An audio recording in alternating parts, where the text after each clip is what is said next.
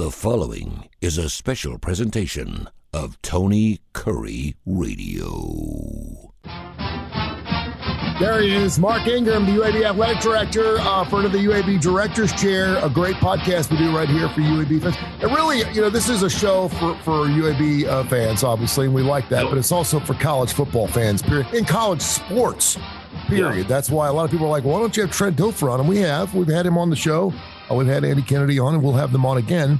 But I really like to get a little deeper into college sports and talk about all the things that are affecting college football, particularly right now because of this lawsuit and everything else. And you're the man that can clear a lot of those things up. A little strange time right now, kind of quiet down there, is it? Yeah, we just had graduations this past weekend, which is a lot of fun. It's always great to see young people walking across the stage, getting their degree. You can see it all over their faces and their families. A lot of these guys and girls, they probably had some doubt when they went to college. Could I really do this? This place is big. I'm away from home. All these smart people. I'm not as smart as everybody. You just have all these natural fears when you go off to school. And do you remember when you went to college? How it felt? I was thinking the same thing. There's a reason why children can fall downstairs and live. When their parents do it, they die. Someone falls down a flight of stairs and you're 60 years old, you're dead meat. But a 3-year-old falls down the stairs, they're resilient. They're still forming their muscles. They're forming their brains when they're in college. And I go back and think about when I went to Xavier, it scared the hell out of me. I didn't know what I was doing. I had no clue. I didn't even know the curriculum. I didn't know what I was reading. I was too busy trying to work to make money. Just talk a little bit about that because I got a friend of mine who's got a son who just went to UTC, Tennessee, and he got back and he went for 1 year and he's like, Mr. Kurre, he goes, I'm not going back. And he goes, I haven't told my dad yet. He goes, I thought I was going to enjoy the situation. And he goes, it's really hard. Yeah, it's hard. It is hard. He goes, I'm going to come back and take some time off. And I said, that's good. Come back and take fall off and stretch your legs a little bit. But I mean, it's just, we should be very, very happy when our children obviously get into a situation like that for college and it comes a little more easier than it does for other kids. Yeah, it's tough. And, college isn't for everybody, but it's that moment where you measure your resilience. You got to dig deep, kind of refuse to lose. You've got to say, okay, I've got to figure this out. But it's this, it's this transformational time for all young people where, hey, I've got to figure out, it's time for lunch. I guess I need to feed myself, And there's a cafeteria. It's not hard. I have dirty clothes. I guess I got to do my laundry. How do I do my laundry? This is a learning time for a lot of things and time management, time management, in high school. Again, so much of that is dictated for you. Every class is lined up. And if you're not there, first of all, the principal or some person from the school is calling home and notifying your family, hey, Tony didn't show up for school today. And so that's not the way it works in college, right? Yeah. So, and then, lunch is when lunch is, and you either took your lunch or you're buying your lunch at school and it's all structured. You have practice after school. You're already there. You go home, you have dinner, you do your homework because mom and dad are there to say, hey, Tony, did you do your homework? And all that stuff.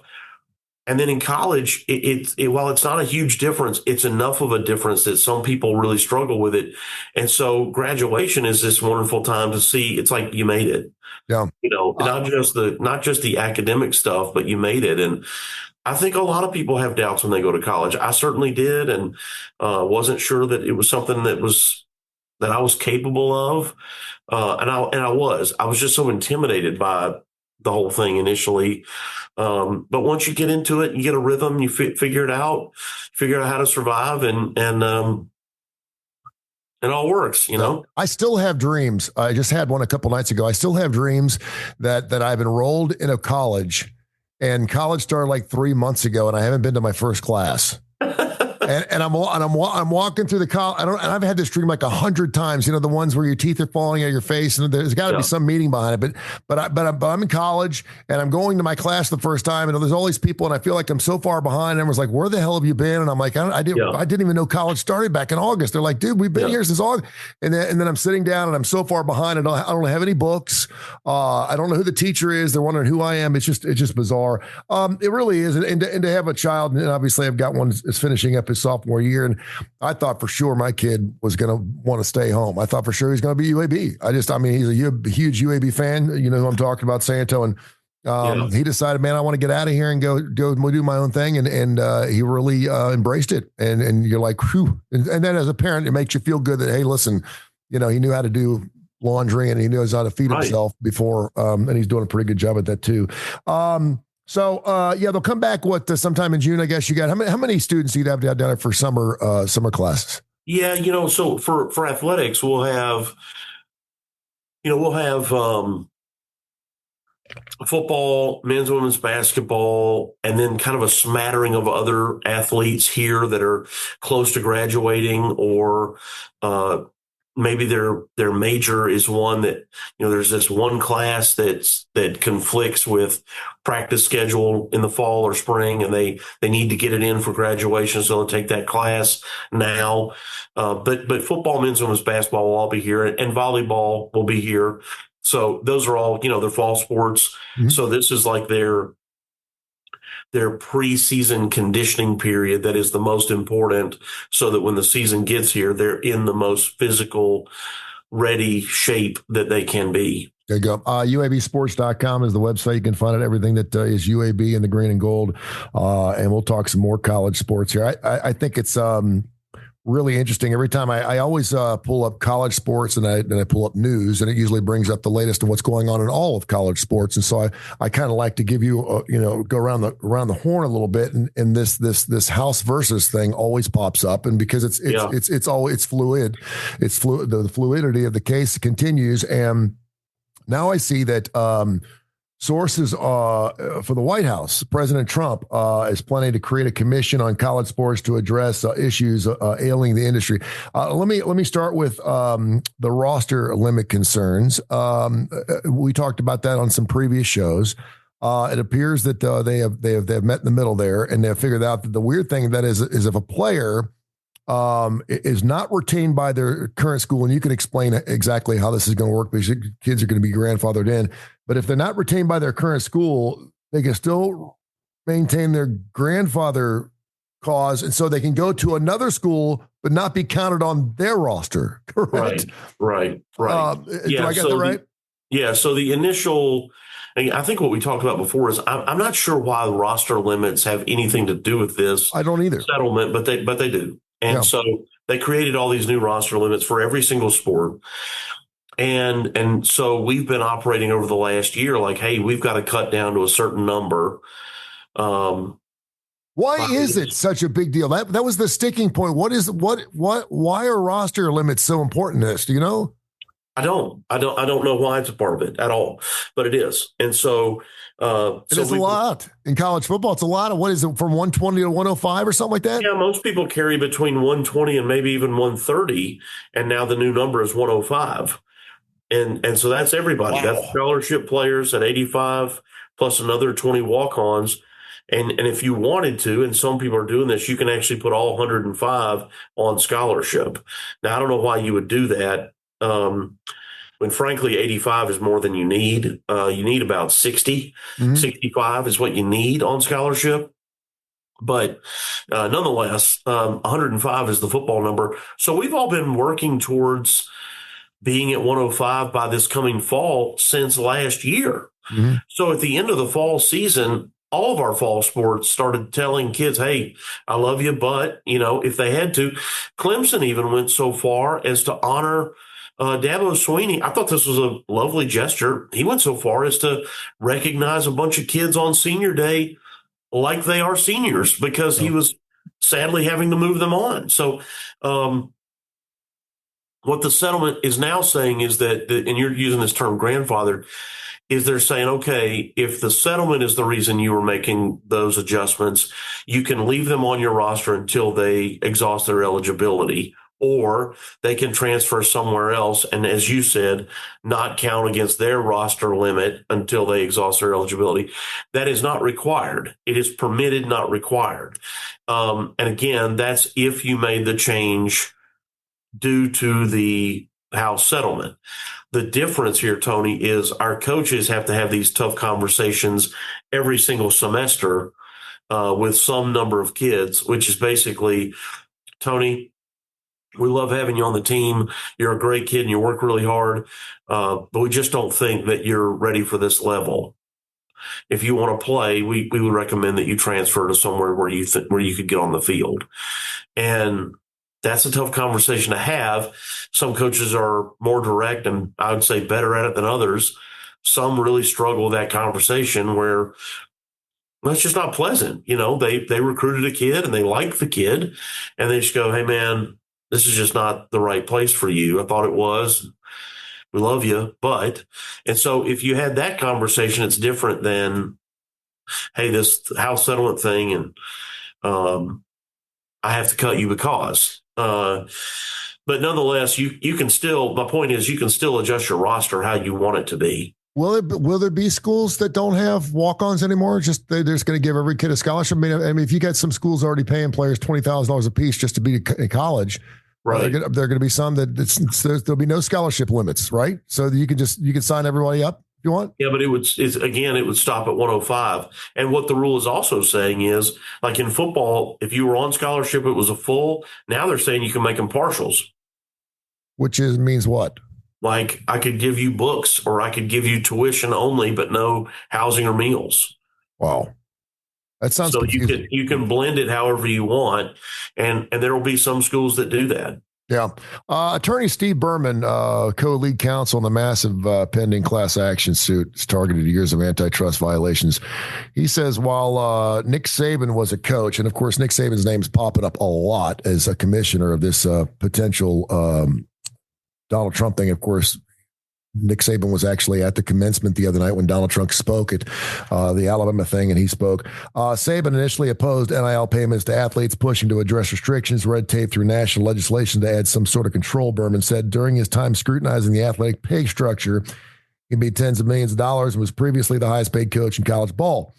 Coach Saban and Trump's 11th hour talks of executive orders and other meddling are just more unneeded self-involvement. College athletes are spearheading historic changes and benefiting massively from NIL deals. They don't need this unmerited interference from a coach only seeking to protect the system that made him tens of millions of dollars.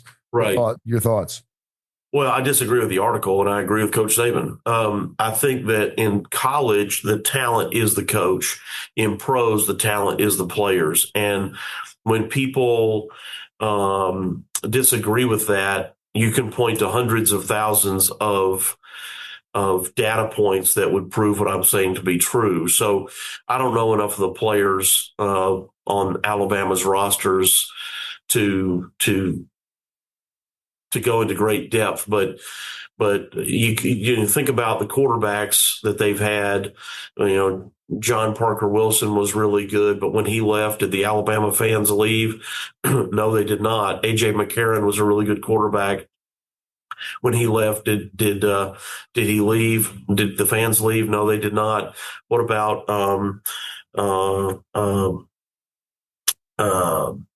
well, I mean, you get into Tua and get into all the, anyway, you get all these great players. My point is the Alabama fans stayed because they love their school and they have faith in the coach. They have faith in the coach to go identify great talent, recruit that great talent, train that great talent, and perform and produce results on the field. And you could say that with countless other places. Mike Krzyzewski at Duke was the same way. When Bobby Hurley and Grant Hill and all those guys, Christian Laettner, when they left, Cherokee Parks and Trajan Langdon, and you go on and on through Zion Williamson, the fans stayed because they had faith in the coach. That's why you paid the talent, which was the coach. But now you flip that and look at the pros. When LeBron James left the Cleveland Cavaliers, what happened? Yep. When Tom Brady left the New England Patriots, what happened. A good point. When Brady left the Patriots, Bill Belichick, who everybody agrees, everybody who's ever coached anything agrees, Bill Belichick is one of the greatest coaches in the history of sports, and he got fired. Yeah. There's no doubt. So that's the difference, and I just think that I think it may require presidential intervention, because between state laws and the self-interest of certain senators, whether it be this bipartisan challenge to try to get something done, somebody's going to have to step in and go, look, this is what we're doing. Boom. To stamp the state down and say, this is what it is. While there are roster limits to a football team, are there any types of limits on coaches? Can you have as many coaches well, there's want? limits on how many coaches you can have. Is that going to change at all? Not that's part of this. Yeah. Is there anything else part of this that's going to change that we would notice? Or is just pretty much, I mean, I know this is the sticking point. The roster thing was the last thing that was really kind of the sticking point. It's really compensating athletes. This whole thing is two-part. One is back pay for 10 years of athletes from the last 10 years. Yeah. So the NCAA is withholding monies from every school to pay that off, and then which includes us at over $400,000 annually for 10 years that we're losing in revenue. And then there's the ability to pay forward your existing athletes. So that's the two-part. And then there's this roster limit piece, which, like I said, I'm not sure why the two are combined. Is the reason it's a retroactive? And I don't understand the 10 years. I could get 5 because the thing's been in court for 3 or 4 or 5 years already. I understand that, I guess. I don't understand why it would go back 10 years, because that could really break some colleges down. But is there a reason why we are retroactive? I mean, we finally got to this point where the kids got what they want. Why can't we just start fresh and do it right now? Why do we have to go back 10 years? Because this seems like it's weeding out even more smaller schools to me, and it just stinks. It just smells. Well, the back pay, Tony, for 10 years only goes to kids who played in the Power Four. Yeah. And so what you're saying is it's because they didn't have use of their name, image, and likeness. Well, neither did kids at UAB. Yeah. So why aren't they getting any of the money? It's the whole thing is ridiculous, in my opinion. It's crazy. It's hard to make sense of it, other than to say at some point it's a settlement, and that's what they just settled on. Yeah. One of the things, he's the UAB athletic director, by the way. Mark Ingram joins us every single week, and very grateful for him and his time. We know he's super busy down there, and of course, we love having UAB on any time and getting ready for college football season right around the corner. I cannot believe it's going to be here. Of course, media day is coming up as well. Yep. There are some great traditions in college football, and one of those traditions happens at Va Tech. I knew about it, but I had never seen it, and I would love to see it live. It's one of those bucket list kind of things that I'd like to see live, and that is Enter Sandman. They've been doing it since 2000. Well, do you know who played in Blacksburg at their stadium last Wednesday night? It was Metallica. The first time, and Metallica was well aware of the fact that this was a tradition that they've been doing at Va Tech since 2000, and the video is just. It's crazy, man. Great. And it's just fantastic. And I mean, it's so good that at least once or twice a year, if you're lucky enough to see a Va Tech football game on television, they'll normally, it's like the dotting of the I in Ohio State. They'll usually impose that in on the broadcast. The broadcast must include the walk-up, if you will, music, which is just super, super cool, because it takes a couple minutes. And when you take a couple minutes of airtime or whatever, you're taking money out of the network's pockets. I wanted to ask you, since we're talking about classic rock too, what other great sports moments, if you will, have affected you that you really love, that you think are super cool? I know Alabama has, they do Thunderstruck, and it's cool, but I mean, a lot of people use Thunderstruck when they come in, but they're trying to own it. I've been to Clemson. I've been to several of the they have this thing at the beginning of the fourth quarter, which is really cool that Clemson does. I don't know if they own that idea. I know UAB does the thunderclap thing, which is super cool. But are there any other traditions, and it doesn't have to be college football, that you just really dig? It could be Midnight Madness. I mean, give me some traditions that you really dig. There's a ton of great ones. I mean, the thing is, The thing is about the Virginia Tech one, and these are the best ones that just sort of happen. They just, they started playing it because it was like, oh, we need a song. What about this song? There's nothing about the words in the song that connect to Virginia Tech or Blacksburg. There's nothing about it. Somebody just said, I don't know, this kind of sounds ominous and, intimidating. And when we run out, let's try this. Yeah. And the fan base kind of took to it. And you can't ever assure that they will or they won't.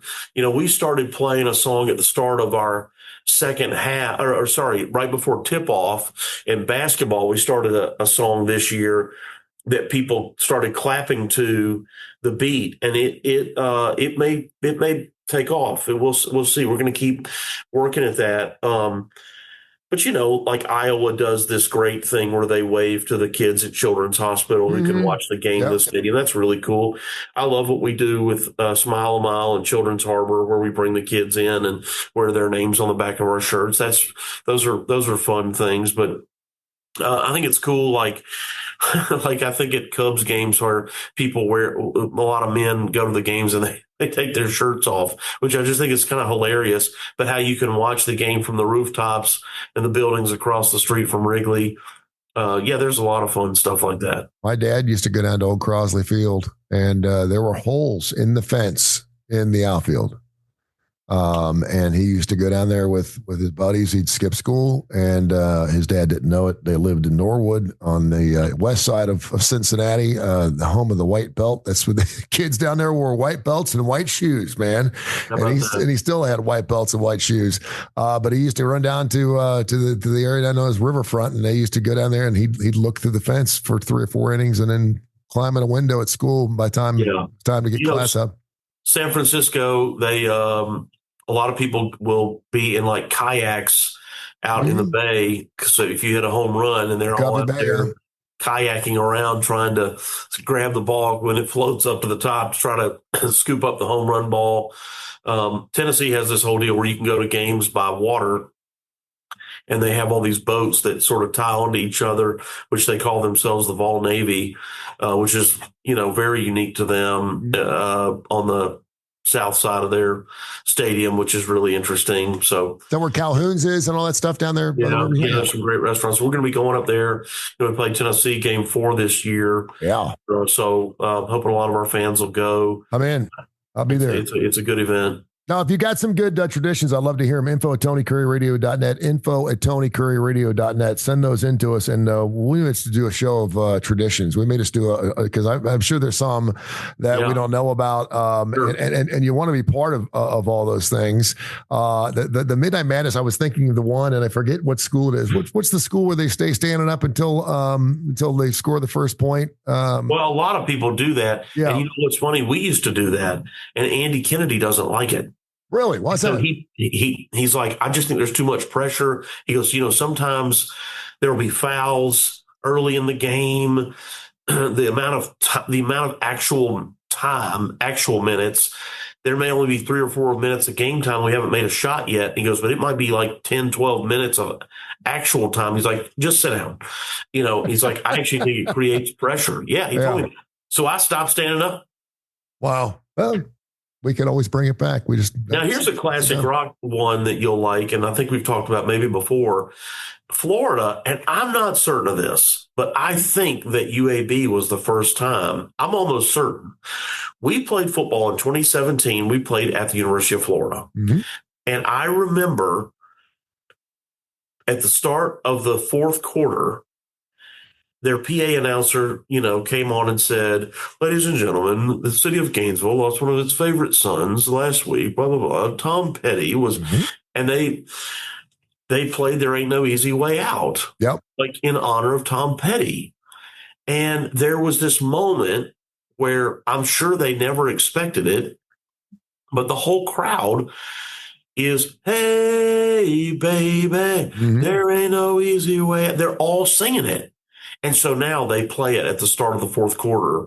In that third, fourth quarter break, they play it every game. Yep, I Won't Back Down. I think we were the first game that they did that. I think you may be right. I Won't Back Down. That was a great song from that album. We played that during Desert Storm. We actually had something with our radio station where we were out at the Hoover Met, and we had like 15,000 fans show up with boards up with a flag, and we were going to flip it around and say thank you for your support, whatever.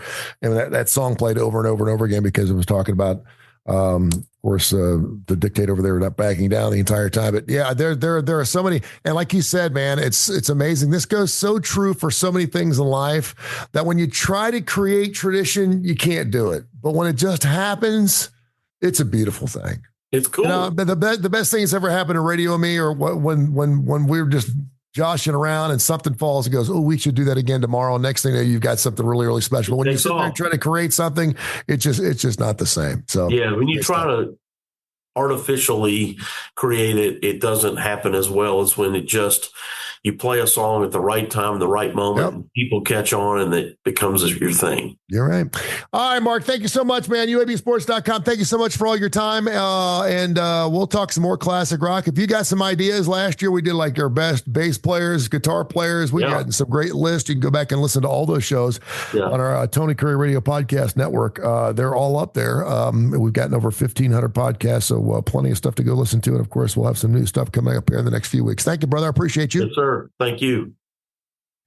You're in the can, my man. Very nice. Okay. Thank you, brother. I will talk to you next week. Next week, I may have to take the week off. My producer is going out of town. He is going to spread the ashes of his father in the Virgin Islands. Oh, wow. And he's taking a cruise, and I think he's going to be going on next week. And he does all my this? David Sears. He does all my editing and does all my stuff for me. He's my program director. Okay. So I'm not sure when he's coming back. So, but I'll be in touch with you. We may skip a week and go back because I could probably put the stuff together. I don't really know. I'll figure it out because we're doubling up on some shows, and obviously it's kind of hard to double up with our show because it's so topical. So we'll figure something out, but I'll let you know. Well, I have the 22nd. I've got a retreat. I'm out of the office Wednesday, Thursday. I could maybe do it Tuesday or something if we want to find a different time. You know what Tuesday the 20th? You know what Tuesday the 20th is? I can't do Tuesday the 20th, my man, because I'm going to be in Nashville, Tennessee, watching AC/DC.